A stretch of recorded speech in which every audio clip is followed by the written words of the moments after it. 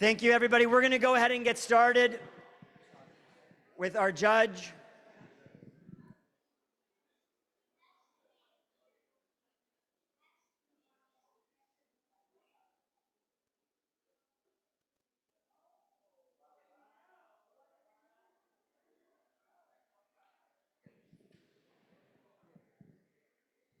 We're going to go ahead and get started. Feel free to move up if you'd like.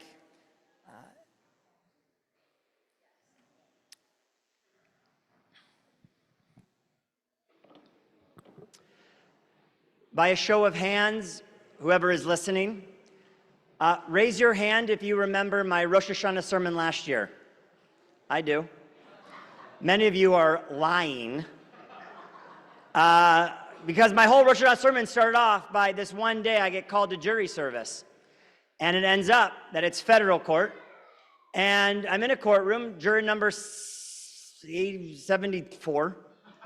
And sure enough, the judge says, "Hi, I'm Judge Roy Altman. Here's what's going on. Does any juror know any of the lawyers on either side?" And I said, raised my hand, and I looked at one of the district attorneys, and I said, I think I married her sister. And judge goes, "That's your sister-in-law?" And I go, no, Judge, I'm a rabbi, and and her hands go like this. And sure enough, a member of our community, her name is Abby, she's amazing. She says, "Judge, he performed the bris on my son." So that really started off this incredible relationship between the judge and his wonderful family and my family. And now we're just lifelong friends. True? Yes. We even went to the beach together. It just so happens we were both at the beach at this. It doesn't matter. But I cherish that moment. We certainly cherish you here. But a few things about the judge I think is incredibly important. Judge Roy Altman, U.S. District Court for the Southern District of Florida on April 4th, 2019. I don't know what happened to that sentence. Judge Altman was confirmed to the seat of the U.S. District Court for the Southern District of Florida. At 36, he became the youngest federal district court judge in the country and the youngest federal judge ever appointed in the Southern District of Florida. Judge Altman received a BA from Columbia University, where he played quarterback, me too, on the football team, and pitched for the baseball team, earning all Ivy honors. Judge Altman received his JD from Yale Law School, where he was projects editor for the Yale Law Journal. After law school, the judge clerked on the 11th Circuit Court for Appeals for the Honorable Stanley Marcus. Judge Altman then became a federal prosecutor at the U.S. Attorney's Office in Miami, where he twice received the Director of the Executive Office of U.S. Attorney's Award for Superior Performance by a federal prosecutor. In 2013, Judge Altman was named Federal Prosecutor of the Year by the Miami-Dade Chiefs of Police and the Law Enforcement Officers Charitable Foundation. In 2014, Judge Altman became a partner in the Miami law firm of Podhurst Orsak, where he represented the victims of airplane crashes and bank fraud conspiracies. More important than what's in here is the Honorable Judge has a huge heart, and he travels the United States and throughout the world meeting anti-Semitism where Semitism is, and speaking and giving his time not only to his beautiful family, to the local communities here, but to any Jewish community and non-Jewish community that would have him speak. And it is a great honor to have him for a second time at Temple Judea. So please give a round of applause to one of my favorites, Judge Roy Altman.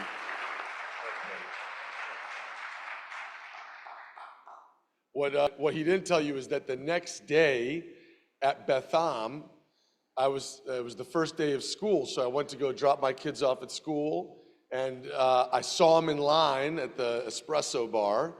It's Betham after all, and I see him, pretty recognizable, the rabbi with the bow tie, and I sneak up on him, and I go up to him and I say, "Rabbi," and he turns around and he sees me and he turns white. He's so disappointed. He said, "What are you doing here?"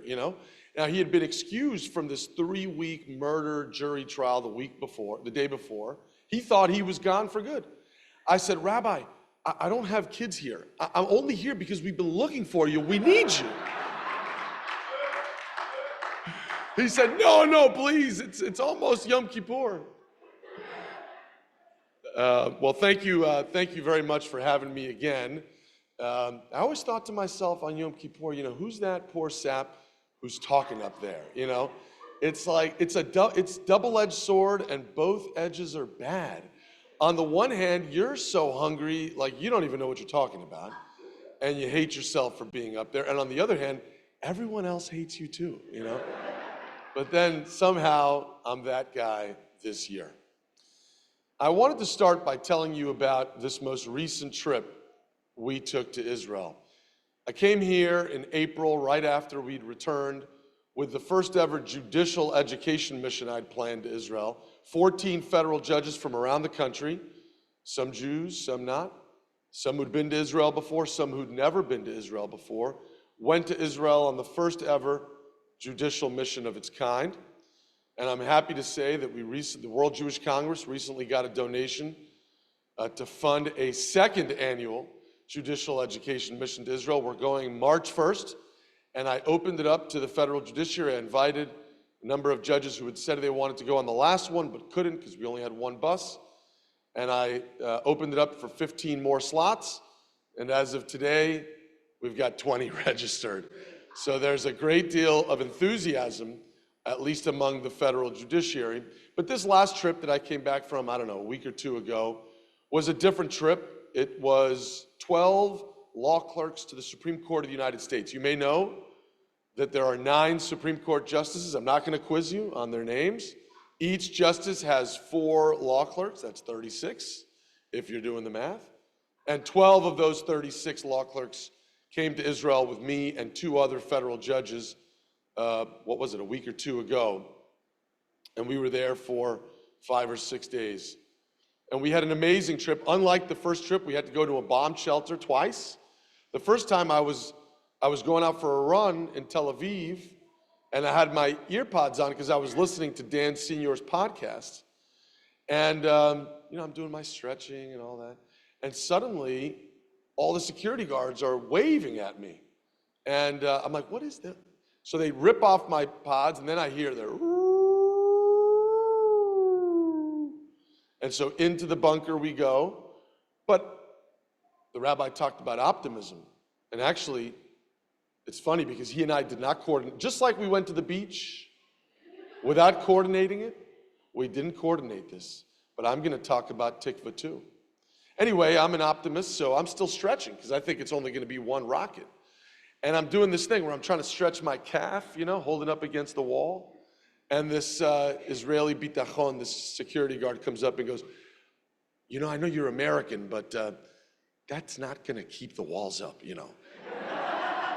And I was like, I know, but I'm trying to stretch the calf. I'm 42 now, Actually, on the way out, we were on the plane, and we taxied away from Ben Gurion. It's 1 a.m, if you know that flight coming back from Tel Aviv. All the law clerks are sleeping already. All the judges are getting ready. I'm getting nuzzled up. And we're about, 400 yards from the airport. And suddenly it starts again.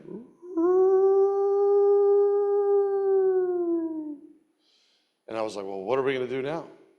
So the pilot comes on, and he says, ladies and gentlemen, you probably hear it. That's a rocket from our friends in Yemen. And we're too far from the airport to be able to get back to deplane and get you all into a bunker. So we're just going to hang out right here and hope for the best.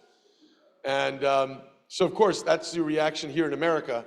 In Israel, everybody's reaction was like, oh, thank God. Take off their seatbelts and go, so how was your trip? Tell me all about it. Did you get to see your cousin in Beersheba? And all the Jewish moms pull out their pharmacy of Ambien, and they're handing them out to everybody, And I'm like, I'll have 2, please, 2. And then we got a video on the Homefront Command app, which is the app you get nowadays when you go to Israel, which alerts you to all the rocket strikes. And the video was of an Arrow 3 rocket. You probably know there's Iron Dome, which is for short range, David's Sling, which is for medium range, and then there's Arrow 1, 2, and 3. Arrow 3 is the rocket system that intercepts rockets in outer space. Israel is the only country in the world that has this technology. It's obviously, by definition, therefore, the only country that has ever deployed that technology, and then by double definition, the only country that has ever intercepted a rocket in outer space. And that rocket above Ben Gurion Airport that was headed my way was, you can see it on the internet, I have it on my phone, intercepted in outer space by an Arrow 3 rocket. Unbelievable what our country is doing. And one of the things I want to talk about later on in my talk is just how proud you should be to be Jewish. And how much ga'ava, that's the word in Hebrew, you should have for the association that we bear to the one Jewish state in the world. But there's a lot of trauma in Israel today. You know, we talk about 1,200 dead on October the 7th, and that just seems so impersonal. But in Israel, everyone knows someone who was killed. And I want to tell you the story of Sivan. Sivan is actually the name of my sister's childhood best friend. It's a name that was around my house all the time as a kid.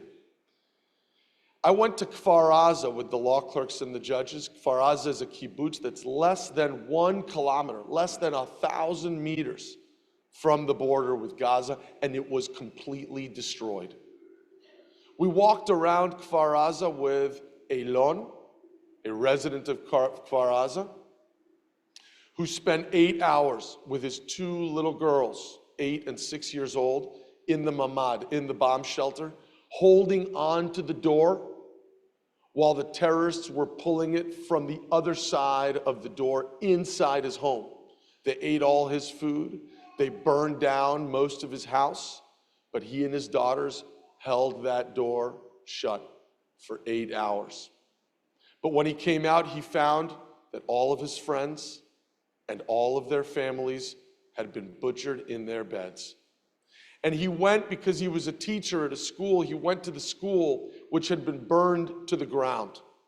And he said to me, when we were walking around the kibbutz, you know, Judge, there were 3 things that we preached to our kids in this kibbutz. And that all of us who settled in this kibbutz before the country was even born in the 1930s had committed ourselves to. And those 3 things are the central precepts, he told me, of the Jewish people. Always learn, always work hard, and always care for one another. He brought us to a little path that they call the Young Adult Center on the other side of the school. And the Young Adult Center is like a little path, maybe like as wide as this aisle, and it's on the farthest side, closest to Gaza, of the kibbutz. On each side, there are about 10 single room apartments. 1 room, 1 bathroom, and a closet. So there's about 20 of them. All of them were destroyed. Bullet holes, shrapnel, many of them burned to the ground, charred black. On each door, there was a sign that said, Asu likanespo. It's forbidden to enter here, because the families of the people who lived there did not want people to enter. Now, what were these homes? Who were these people? The idea was, when you turned 16 or so, they wanted you to learn to be independent. That's the Israeli way, after all. So when you turned 16 as a resident of the kibbutz, you would get a little apartment on Young Adults Way. And you would get to live there, you'd do your own laundry, you'd cook your own dinner, you'd make your own schedule, but without ripping the Band-Aid completely off, you still lived on the same kibbutz as your family. Community is everything on the kibbutz. Everyone eats together. Everyone works together. Everyone lives together. Anyway, the very last house on the left was different than all the others. On this house, there was a sign that said mutar. Likanespo. It's permitted to enter here.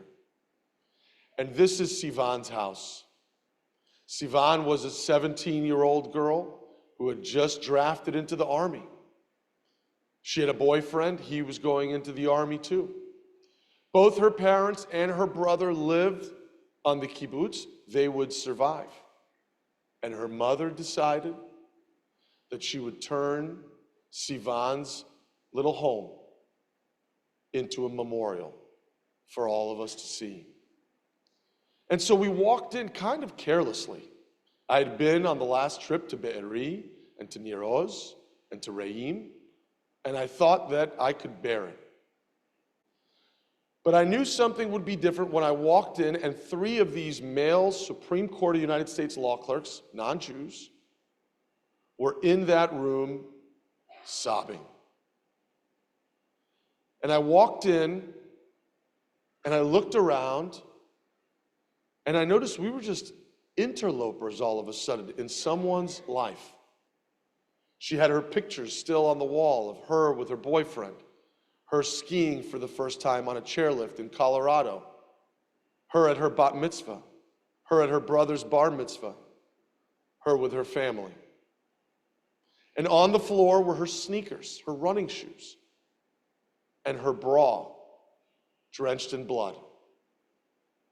And across from the television, which was shattered with bullet holes, was a brown sofa covered in blood, Sivan's blood. And behind it, splatter of Sivan's blood with shrapnel holes, too many to count, maybe 1,000, all over the wall and the roof. And what the people who let us in, Elon explained to me, was a terrorist in there came there and just dropped a grenade while Sivan was hiding in her room. All 20 of the people on Young Adults Way at Kfar Aza were murdered in their beds at 6:30 in the morning on October the 7th. Every single one of those lives. And on the wall, next to where the pictures are of Sivan and her family, there's a big poster board, the kind we might make, I see Adam Fells in the audience, the kind we might make for trial. And blown up on the poster board were the WhatsApp messages between Sivan and her mom at the end of her life. They're here, she says in Hebrew. Where is the army? Don't worry, her mom tells her, they're coming to save you. I'm scared. Mefachedet. Ima. Ima. Ima. And then she was gone. Every one of those 1,200 was a precious life. 1,200 Jews murdered in cold blood at Reim and Be'eri and Kfar Aza and Nir Oz. And yet, on the campuses of so many of our alma maters, we Jews are the oppressors. Dozens, if not hundreds, of young women and girls were raped. We met with the first responders. The evidence of this is now beyond peradventure. You can go on the internet now and watch Hamas terrorists confess on video. It's not like the confessions we see in federal court, where it's like, you killed him, didn't you? Confession. There they are explaining what unit they were in, how long they planned, and what they trained for, and what they did. At Reim, the music festival, a music festival for peace, 1 in 3 women, teenage girls, the most beautiful girls you have ever seen, were raped, many of them gang raped, and then slaughtered. And yet, in Western media outlets, we Jews are the aggressors. They took 251 of us hostage, men and women, girls and boys, septuagenarians, octogenarians, 8 Holocaust survivors, 12 infants and toddlers, including 2 boys who, if they are still alive, would have turned 1 year old in captivity, and they've held them down for 370 days. And yet at the United Nations, we Jews are the violators of human rights. How can this be? The moral perversion, the moral confusion, the moral inversion is too pathetic for words. Where does it come from? Some of you have heard me say that the first trip we took to Yad Vashem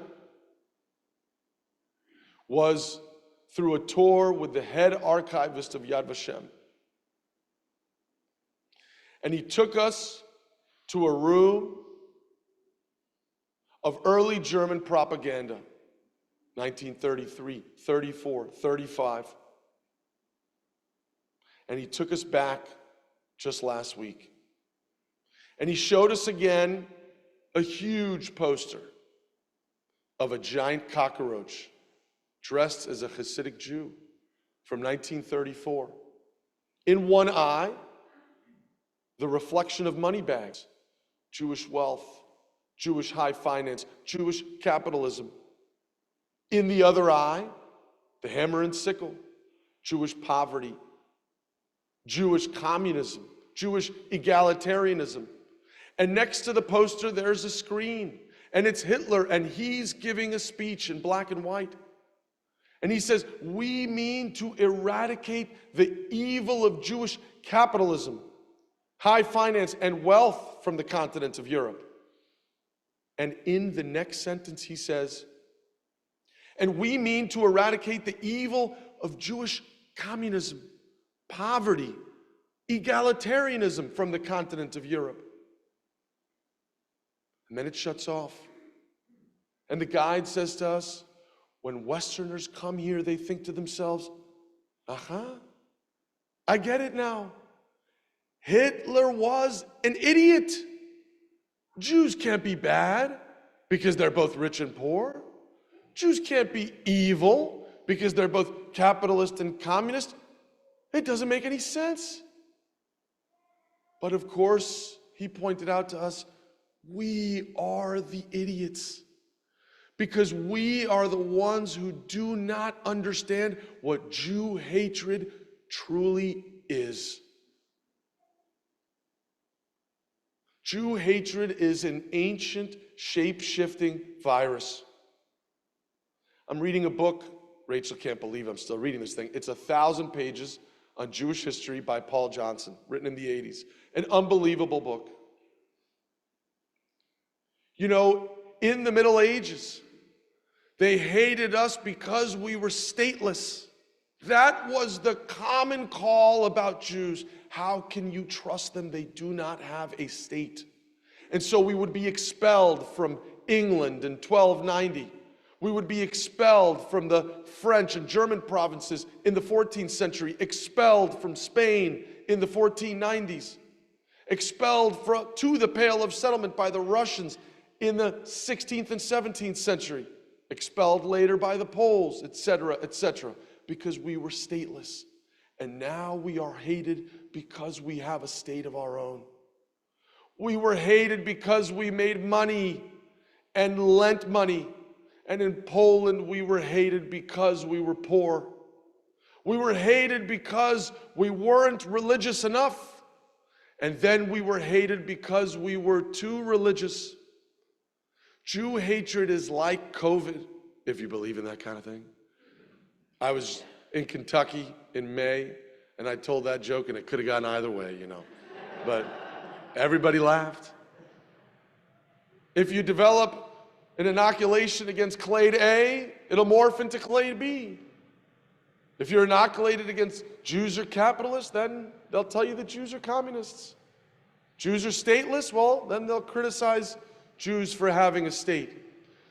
So we must always ask ourselves, what are the lies that our society is willing to accept about the Jews? Now, I'm not going to get into the 6 lies I've been going around the whole world talking about over the last year because, well, I've done that in this shul already, and there's a video of it if you want to go look at it. But I do just want to highlight what the 6 are and move on. The first lie is that Jews are colonists in the land of Israel. I was at Duke University on October 7th. I was the speaker at the law school. The whole law school came out for my speech on October 7th. It was amazing because there were only like 5 or 6 of the pro-terror people, and their dean had told them, if you shout down Judge Altman, you're expelled. So they sat with their terror scarves in the audience, very politely. I actually admired that. They had signs that said, end colonization and end the occupation. And I made the point that Jews had been in the land of Israel since at least 1205 BC. For those of you counting, that's 3,200 years ago. Muhammad wasn't born until the year 570 AD. Arabs, who are from Arabia, not Tel Aviv, didn't show up in Israel until the 620s AD. That means that Jews were living and ruling in the land of Israel for more than 1,800 years before Islam was even a thing in the Middle East. And then I looked over and I thought I saw one of the pro-Palestinian people paying attention, because I don't think he'd ever heard that before. I don't want to tell you the whole story because you've heard it, but I do want to tell you one thing. In 132 AD, the Jews revolt against Roman rule. And when they revolt, they take over their ancient city of Jerusalem, their capital, which CBS has been instructing its reporters to say is not in Israel somehow. And they issued their own currency. Well, I was just last week at the Israel Museum,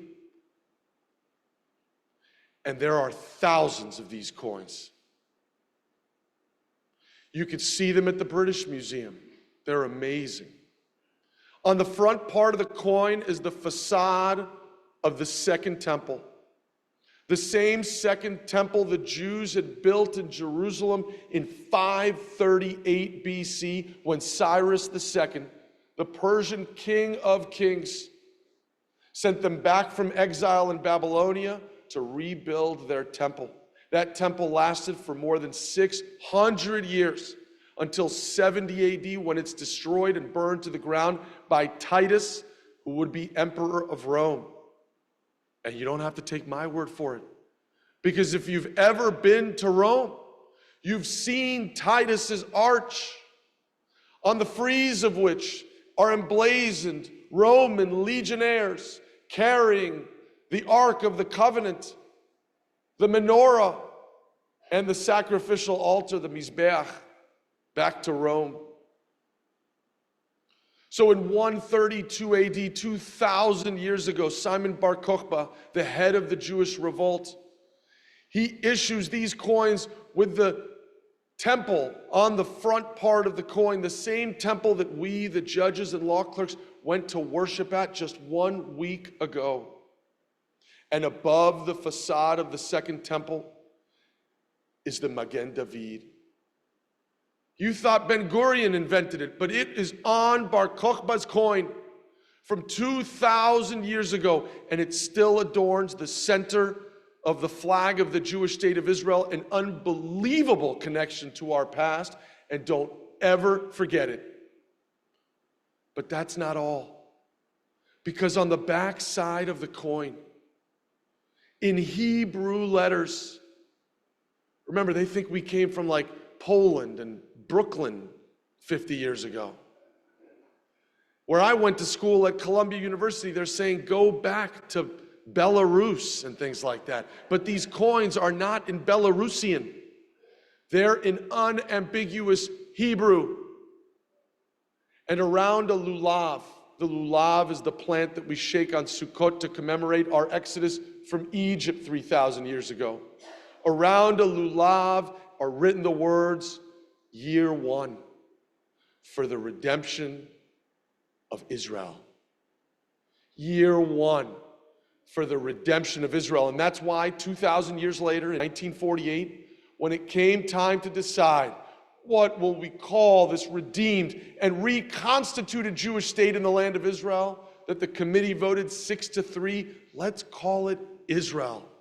Because that was year one in the redemption and reconstitution of a land and a country and a people that had governed that land for thousands of years. The second big lie is that the creation of Israel in 1948 was somehow illegitimate or aberrational. Folks, I talk about how there are three ways in which a nation can become a state. You can win it at a war, and Israel has won this land in war after war after war. Not wars of offense, existential wars of survival. 48, 67, 73, and today we're winning this war, and I'm going to get into that. Second, you could have a long-standing presence in the land, well established. And as I just pointed out to you, we already understand. Jews haven't been on the land for 50 years or 100 years or 200 years. We're the indigenous people of the land. We've been there for thousands of years. Third prong, you can have a legal deed that says, I have a right to this land, much as you would in your home. Well, folks, in 1947, the United Nations voted 33-13 to ratify the ancient claim of the Jewish people to the land. And then after the war in 49, Harry Truman said to Abba Eban, go back and get it ratified. Now, you know, we judges, we don't like motions for reconsideration, you know. Don't file those. And Israel didn't want a motion for reconsideration either. They said, we already got the vote. But the Americans said, go back and make sure they're okay with it. And they did. And they won by an even bigger margin, 37-12. Unquestionably legitimate under the law. And by the way, as to the point that it's aberrational, almost every country in the world that was created in the aftermath of World War I and World War II was just drawn on a map by British, French, and other European colonists without any regard to whether the people who were getting the land were actually, as was the case in Israel, the indigenous people of the land. Think about, for example, Pakistan and India, created in the same year that Israel was created in 1947. Is anyone protesting the illegitimacy of those lands? What about Syria and Lebanon? What about Cameroon and Ghana, where native indigenous people were moved off the land to facilitate the claims of people the Europeans just preferred? Is anyone claiming that those countries are illegitimate without any regard to the indigeneity of the people on those lands? Of course not. They only care about the Jews. The third big lie about the Jews is that Israel is an apartheid state. Folks, anyone who's ever been to Israel knows how preposterous that claim is. We, last week, spent a whole day at the Supreme Court of Israel with, guess what? A Muslim Israeli justice on the Supreme Court of the United States. We had dinner with Mansour Abbas, not Mahmoud Abbas, who's enjoying the 18th year of his 4-year term. Mansour Abbas, the head of the Arab parties in the Knesset. Yes, there are Arab parties with full and equal voting power in the Knesset. And you know what Mansour Abbas said to me? He said, Judge, Over 80% of Israeli Arabs, and by the way, 2 million out of the 9 million citizens of Israel are Arab Muslims. That's 21% of the population. He said over 80% of them in recent polling say that they are Israeli or Israeli Arab and not Arab or Palestinian. And I asked him, I said, Mr. Abbas, because he supports a Palestinian state, I said, if there's a Palestinian state, what will the Arab Israelis do? He said, oh, not one of us will leave to join that Palestinian state. I said, isn't that the most remarkable thing you've ever heard? I said, why not? He said, because all of us know and understand that we have more rights and more opportunities for growth and wealth in this country than we do anywhere else in the Arab world. The highest ranking casualty in this war is a colonel named Abdullah from a Druze family in the north, at whose funeral thousands of Muslims and Druze attended. And his father gave a speech you should all go home and listen to as soon as Yom Kippur is over. I'm not trying to anger the rabbi. His father says, and I quote, he gave his life for his country and he fought for all of us. Druze, Muslim, Christian, and Jew. Folks, if that's an apartheid state, Jews are doing a real bad job of it. The fourth big lie is that Gaza was occupied in 2005. Folks, you know that since 2005, Israel has left Gaza alone. Israel left Gaza to the Palestinians to say, build your own state in Gaza. And they took out all the settlements. And you can go online and watch videos of IDF soldiers removing all the families, 8,133 people, Jews living in Gaza. And by the way, an ancient claim to that land. There's a 5th century synagogue almost entirely reconstructed with a gorgeous mosaic floor of a menorah in the Israel Museum that was found in Gaza City from the 400s AD, before Islam ever existed. But Israel said, you know what? For peace, we will unilaterally withdraw from Gaza. And the IDF went in, forcibly removed 8,133 citizens.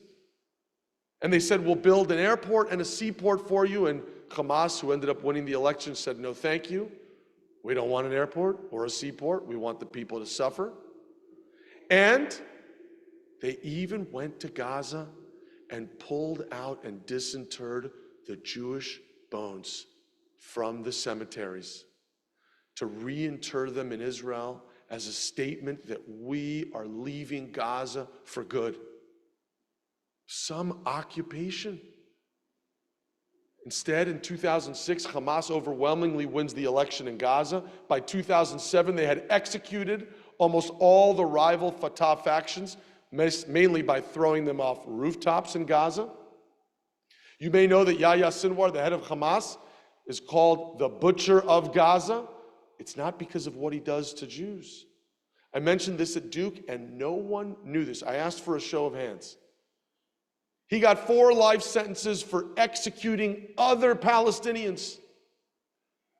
I said, you can learn a lot about what a country values by 2 things: what it's willing to sacrifice and who it's willing to sacrifice it for. I'll give you 2 examples.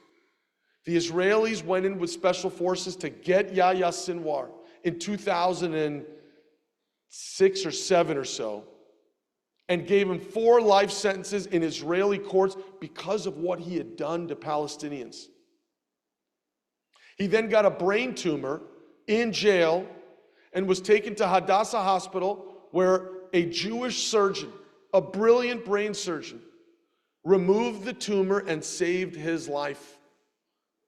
And then they exchanged him along with 1,000 other terrorists for Gilad Shalit in 2011, a soldier who'd been kidnapped into Gaza in 2006.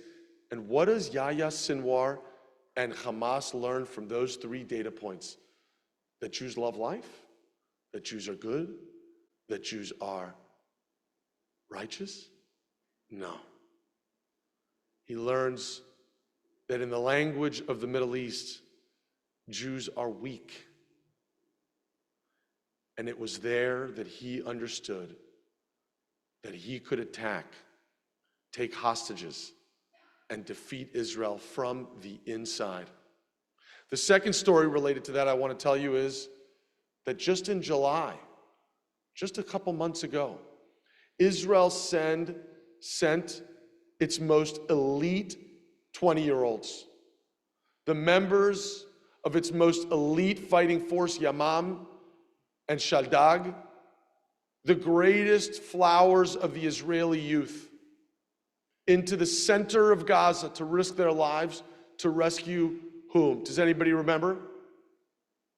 An Arab Muslim with 4 wives and 11 children from Rachat in southern Israel to return him to his family.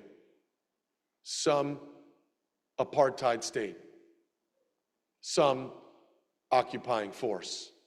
The 5th big lie about the Jewish state of Israel is that Jews have been an impediment to the 2-state solution. The fact is that Jews and the United States have offered a 2-state solution to the Palestinians on 7 different occasions. In 1936 with the Peel Commission, in 1947 with the Partition Plan, in 1967 after the 6-Day War, where Israel finally took over Gaza and the West Bank and said, we don't want these people. Egypt and Jordan, take them back. We just ask one thing. Recognize our right to exist. And all 22 of the Arab states got together in Khartoum in Sudan. Lovely this time of year, by the way. Nobody on campuses that I've been to anyway, protesting the 500,000 people who've been recently butchered in Sudan. Just not a thing to protest, I suppose, because it isn't involving Jews. So they get together in Khartoum, and they come back with 3 no's. No peace with Israel, no negotiations with Israel, no recognition of Israel's right to exist. They were offered it again for a 4th time in 1993 during the Oslo Accords. They rejected it and killed 1,000 Israelis during the First Intifada by blowing up buses, pizza parlors, restaurants, and bar mitzvah parties. They were offered it again in 2000 with Bill Clinton and Dennis Ross. And Yasser Arafat, on the 17th day of negotiations, made Bill Clinton, in his words in his memoir, a failure for the first time. Rejected all of the West Bank and Gaza with a capital in East Jerusalem. And then finally, of course, in 2008, a similar deal with Ehud Olmert, rejected by the Palestinians. Why? Because it isn't Israelis that are the impediment to the Palestinians having their own state. The impediment is that Palestinians believe, and now since October 7th, overwhelmingly believe. I don't know if you've seen recent polling from the Palestinian territories. Over 80% believe that the only legitimate Palestinian state is a state between the Jordan River and the Mediterranean Sea with no Jews on it. And the 6th big lie is the same lie they've been telling about Jews since the Middle Ages, when they would say that Jews ate the matzah on Passover mixed with the blood of their Christian neighbors. During the plague, it was said that Jews were impervious to plague and that they were purposefully infecting their neighbors in order to occupy their lands. The ancient blood libel. And now we have a blood libel repackaged for a 21st century audience. The claim that Jews are committing genocide in Gaza. Folks, there's war in Gaza, and it is horrible. And it's horrible for one reason and one reason only, because Hamas has purposefully embedded itself among its own civilian population in order to increase rather than decrease the number of civilian casualties. But Israel has sent more than 20 million text messages, more than 19 million calls, and more than 15 million social media posts and social media posts and flyers, warning the Palestinian civilians to get out of the combat zone. We were shown those maps just last week. They're easy to read. Green means you can be there in the next 24 hours. Red means you can't be there in the next 24 hours. Yellow means it's probably a pretty dangerous place in the next 24 hours. Even if you didn't speak Arabic, you could understand them, but they are in Arabic. And by the way, for the most part, the Palestinian people believe the Israelis. Remember when Israel went into Rafah, there were 1.2 million civilians in Rafah.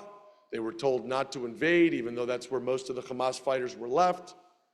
They moved 1.2 million civilians from Rafah in 10 days to the Al-Mawasi Refugee Center, where Israel bought and built over 1 million residential facilities, food purveyors, medical tents and facilities staffed by local doctors and nurses. Doesn't sound a lot like genocide.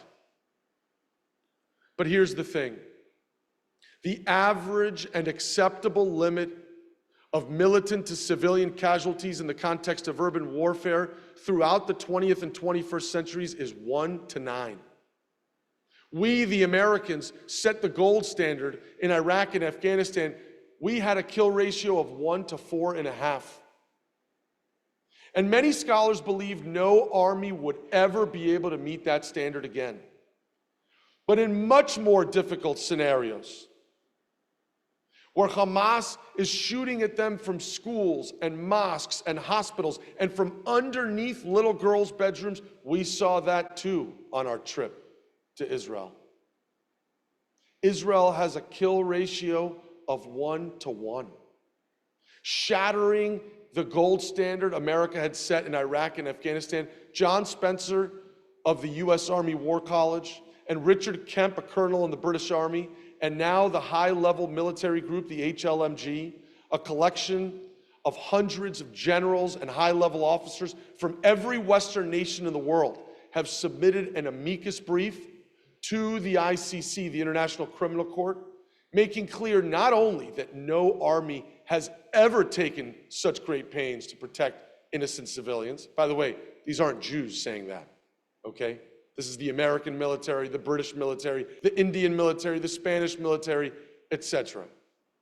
Not only has no country ever done more to protect innocent civilian lives, but our own armies, they said, aren't even equipped to be able to implement the kinds of warning systems and to create the kinds of provisional residential facilities that the Israeli military, through Kogat, which is an Israeli agency, has done in the last 12 months.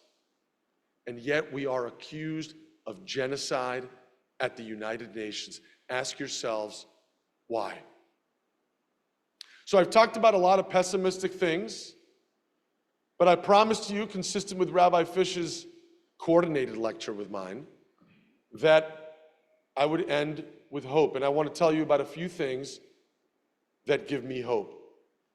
The first thing that gives me hope is that, as you heard, I've been traveling around the whole world for the last 12 months. I'm gone almost every week, speaking at churches and schools and colleges and law schools, at the AMIA that was attacked in Buenos Aires on its 30th anniversary.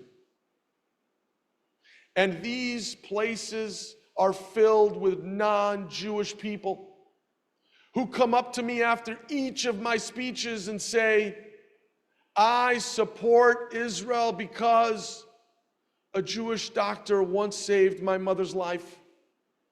I support Israel because a Jewish lawyer once took my son's case pro bono. I support Israel because my landlord once gave me 6 months for free.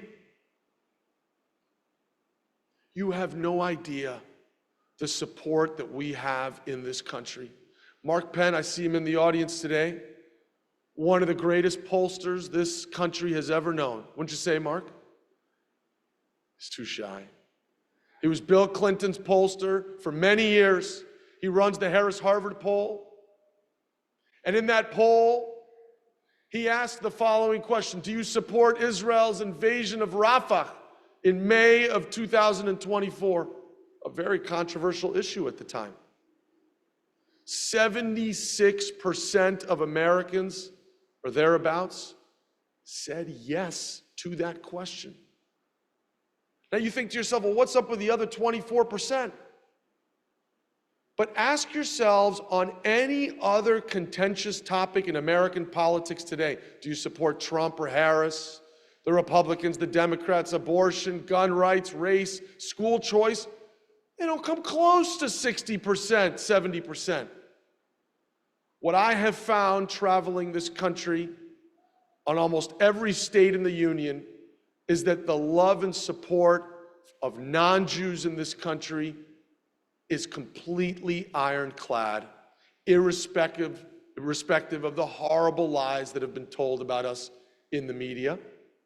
And so I say to you, be a light in your community. Carry the torch and the flame that has been passed down to us for thousands of years. You do not have the right to relinquish it.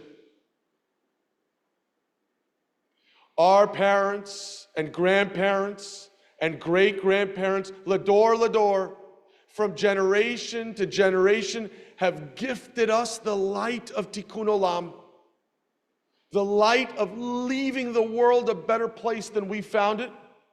And they are watching us.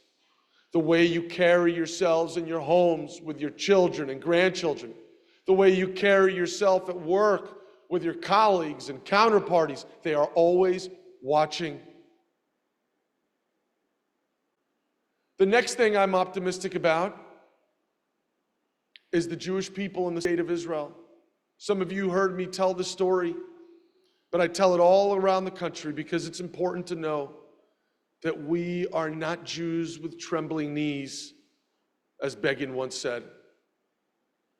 I went to Re'im with the judges, the site of the Nova Music Festival massacre. 364 beautiful boys and girls were slaughtered in cold blood at a dance party for peace with the Palestinians. And when you get off the bus there, they've got a mound for everybody who fell. 364 mounds. And from each mound is a wooden stick with a picture of the person who died there and a story about their life. When we came off the bus, we were met by the overwhelming sobs of a mother who had lost her son. She was lying prostrate over the mound of her son, gripping the dirt with her hands. And her family members were trying to pull her off, but she would not be moved because, I came to find out later, it had been his birthday. And we, these 14 federal judges from America, we get off the bus and suddenly we're standing over this woman in this moment of unparalleled grief. And I thought, we've got to get out of here. And that's when I thought I heard music. So I started walking over to the right. And we came to a clearing, and the clearing was known to me because in the 47-minute video of the Hamas atrocities that has been shown to us, in that 47-minute video towards the end, there's a chayal, a soldier, who comes to the Re'im Music Festival, and you could see it through his body cam footage. And he says, Mishu chai, is anyone alive? And he comes to this clearing, the very clearing I'm telling you about now. And there was a low rectangular bar there with a low wall around it. And he leans over that wall And it was unbelievable. It was like the scenes you see at Yad Vashem, only in color. Dozens of bodies of young people just piled on top of each other, bullet holes all over. That was the spot I was in. And as I got closer and closer, I noticed it was music. In fact, it was a whole circle of 50 or 75 women, all in a big circle, arm in arm. And they turned to me and said, "Please join us." And so I did. And then I noticed that all these other federal judges from America were interspersing themselves along the circle also. And we began to sing Hatikva. And I thought to myself, what an unbelievable symbol of these people.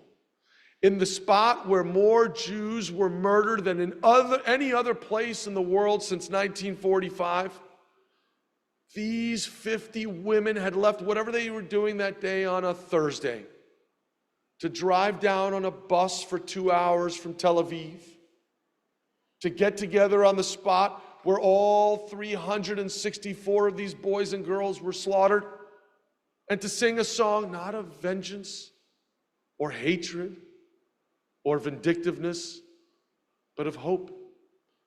Because that's what Hatikva means. It means hope. Hope for each other, hope for the land, hope for the country for which they and their ancestors had fought for 3,000 years. A people that are deserving of our love, our admiration, and our respect. I'll tell you the last story that I took with me from this trip. We went to Yad Vashem again. And we started off at the far left wall of the museum. It's a wall with a projector projecting a movie onto the wall. Big triangular wall. And it's a movie of all of the rich diversity of Jewish life in Europe at the beginning of the 20th century.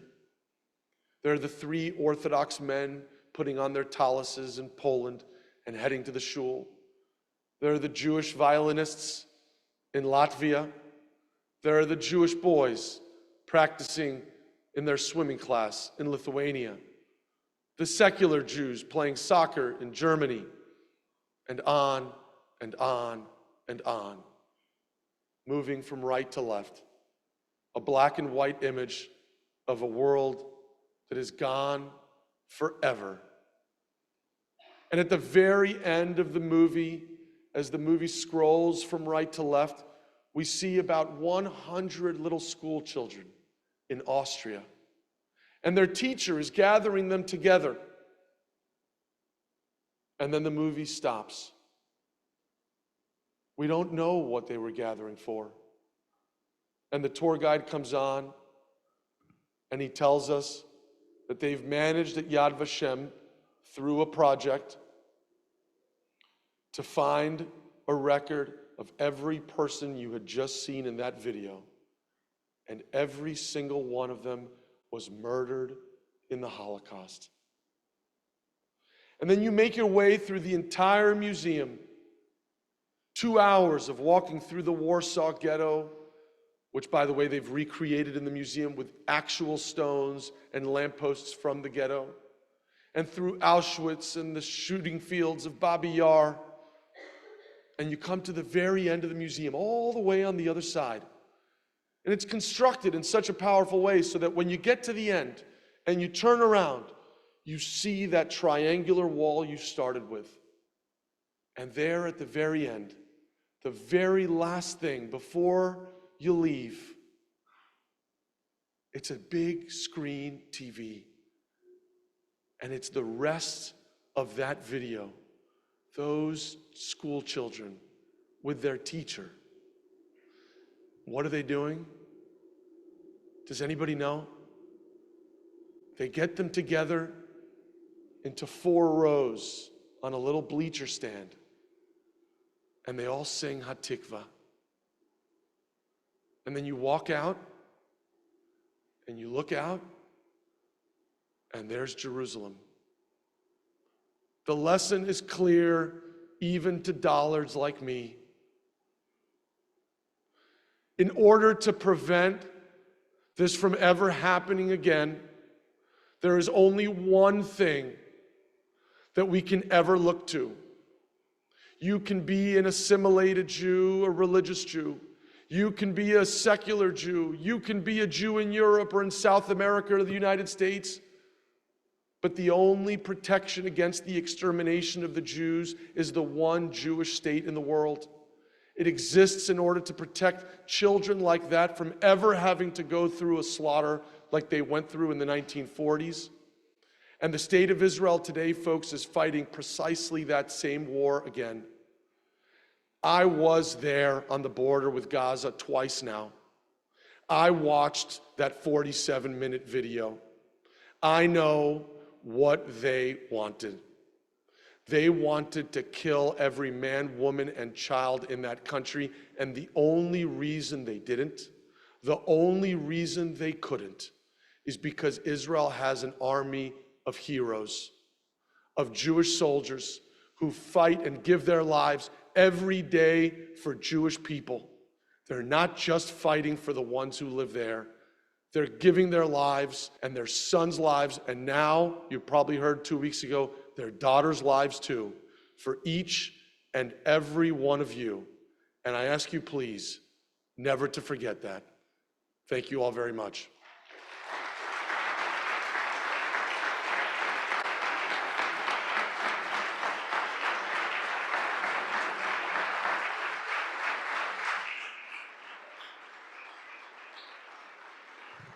Thank you, Judge Altman, so much for being here. Thank you for your powerful message of truth and of hope in a time when we need it the most. Thank you. We're truly grateful. And I also want to thank you for being somebody who really lives by their word, because when we asked you to be here, I think it was the last time you spoke, which was as soon as you finished speaking, we were like, great, can you come back on Yom Kippur? We really appreciate you and your family being here today. Thank you.